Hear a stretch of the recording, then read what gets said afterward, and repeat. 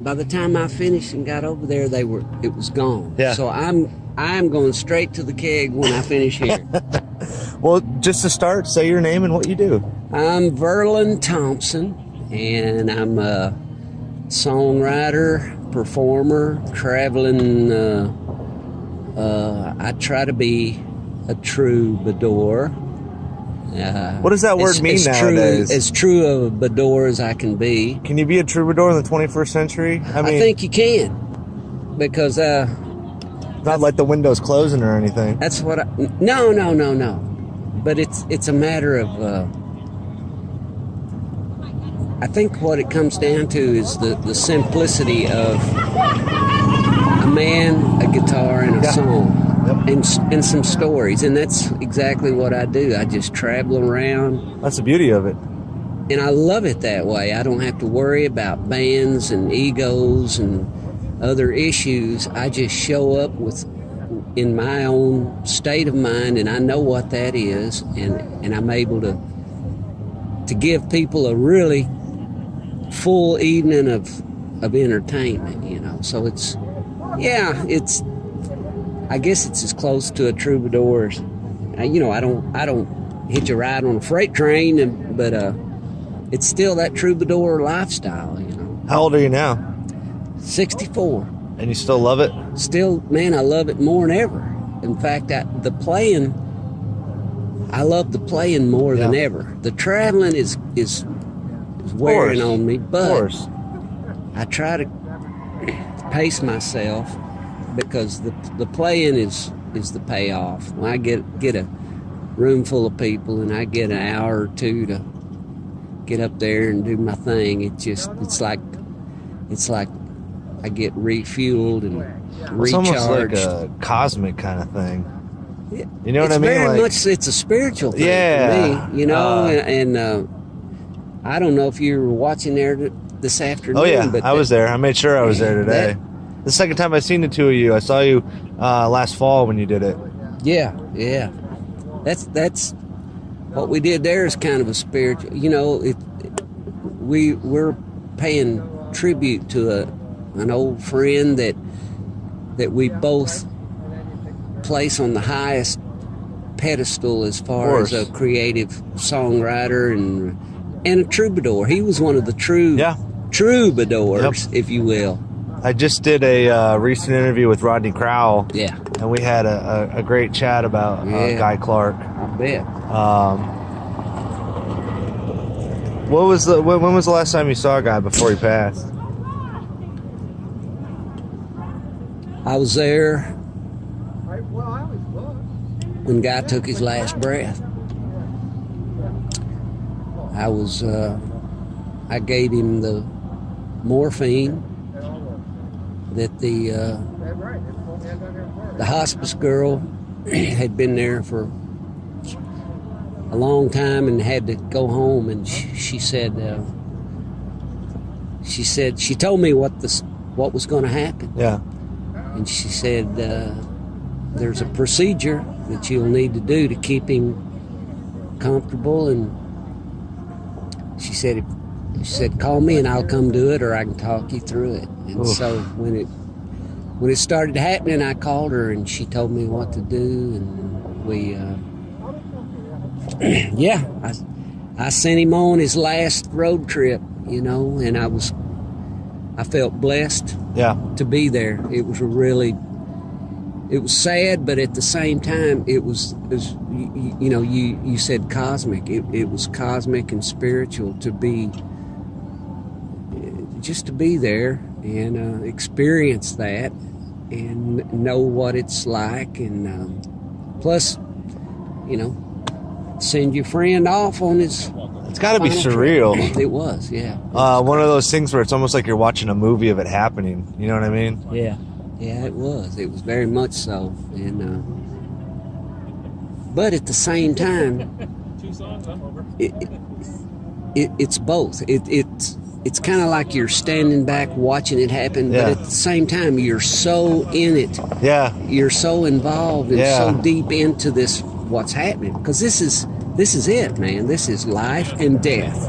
And those are the two those are the two big events. You know, those are the two big events, and I was there for his final, the curtain call, and it was pretty amazing. At 64, that's not old by any means, but have you thought about your own mortality since then? Oh, God, yeah. I mean, I guess if you're a troubadour, you probably did. That makes good songs. Yeah. No, but what about since that one? That was probably a pretty big one for you. You're right. I always have, you know, it's always been a thought that hangs around pretty close to the surface in my mind. But yeah, since he's gone, because I do a lot of his songs now in my show, it's become almost a kind of a tribute, you know, every night almost.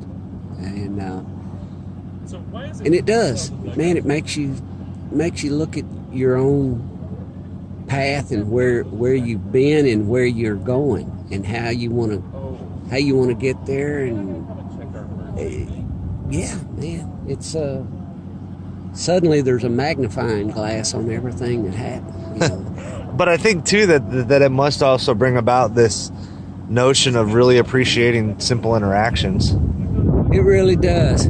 You know, I was just talking to somebody earlier there that I think and I think I already knew this. I mean, I know I knew this, but it really drove it home. The fact that when it comes down to that last breath, all you got are those memories and those moments and those feelings that you've shared with people. I mean, that's all you're going out with, man. There's nothing else. Yeah. And you start to think, well, you know, what about some guy who was mean to people and was a crook and was a unhappy I think about guy. that all the time. You know, how do those guys go out? Yeah. You know? I don't want... So it just it just makes you reflect on all of that stuff. Makes you want to do good, act nice, act right, and be nice, and love people, and. Well, it's almost just like keeping that balance. You know, like you can't be, you know, perfect and kind 100% of the time, but the idea is to at least promote it. Right, exactly. One of my favorite quotes is a Jack Kerouac quote where he said, you know Jack Kerouac? Oh, yeah. And he said, practice charity without being aware of the word charity. And I've always thought about that, like just be kind to be kind. That's it. Do you think that that's something that's a lost art these days, or is it that we're told it's a lost art? Kindness. Well, you know, I think we have a lot more in common than people think. Like, just people in general. No, we do. But here's the thing. I may be the wrong guy to ask that question because I'm one of the blessed guys who does what he absolutely loves to do. And when I show up somewhere, there's a crowd of people who are waiting for me to show up, and they're happy to see me, and they enjoy what I do, and they pat me on the back, and they send me down the road, and then there's another group of them. So, but you got to remember, I don't know if I'm in the real world here. But at the same time, all those people that go to your show walk away with a better sense of self to promote in their own daily life.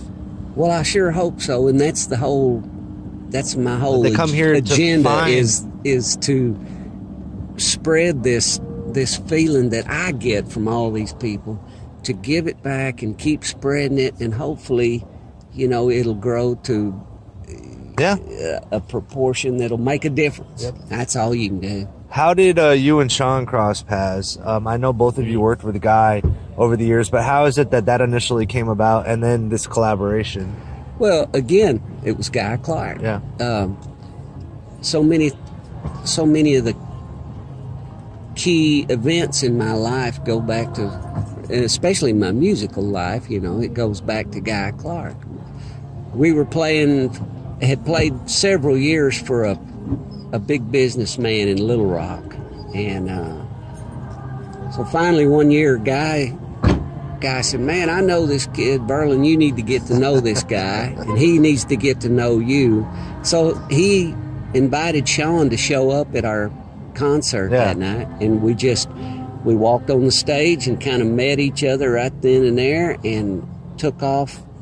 And as I like to say, a couple hours later when the smoke cleared, a strong and steady friendship was born, and it hasn't wavered since. What is it about Sean that makes you comfortable playing guys' songs together? Oh, man, it just his... well, there's so many things. For one thing, you know, there's an etiquette involved in playing Respect. together. It's really, you got to know when to let the other guy shine, when to jump in and help the other guys, support him, you know, or when to just be quiet or whatever, and how to blend. And Sean's just such a natural with that. He's a mega talent in every respect. Very much so. And not only that, he's just got a heart of gold. I believe, you know, I know Sean's parents, and his parents are a lot like mine. And he's an Arkansas boy. I come from Oklahoma.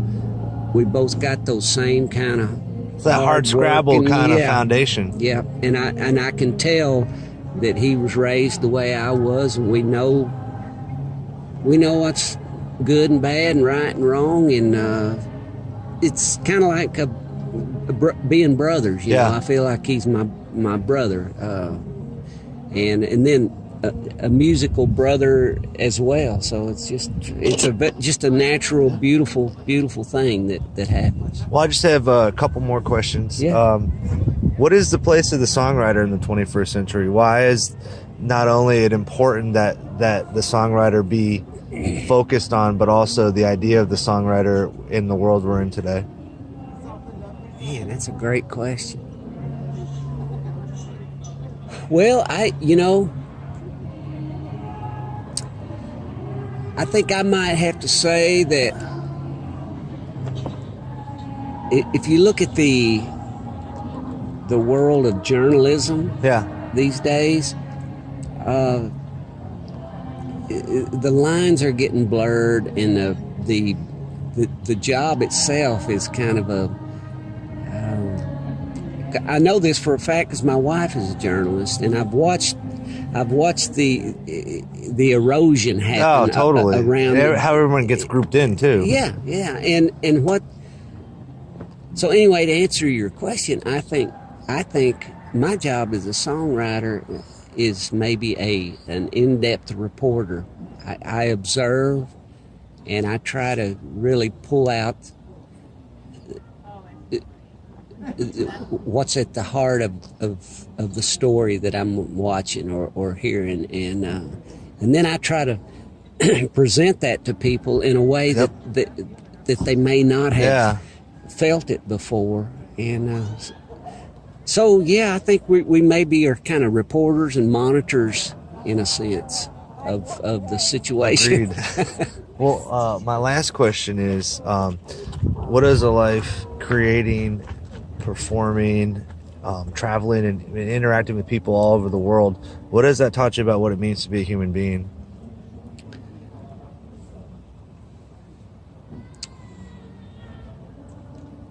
Man, it's taught me everything there is to know about being a human being. My parents gave me a good basic knowledge of how to act out here in this world, but being out here doing this every weekend somewhere,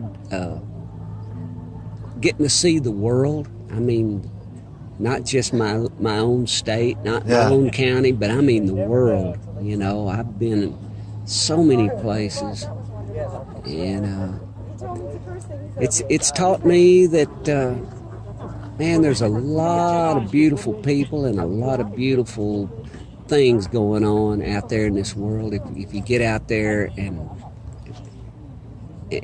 be a part of it, and keep your heart and your mind open to other people's ways and thoughts and cultures. It's just, I don't know. That's a long-winded answer to say that. But it's a great life. It's just a great. I agree with you. Blessed life, man. I couldn't imagine any life being better than the life I live.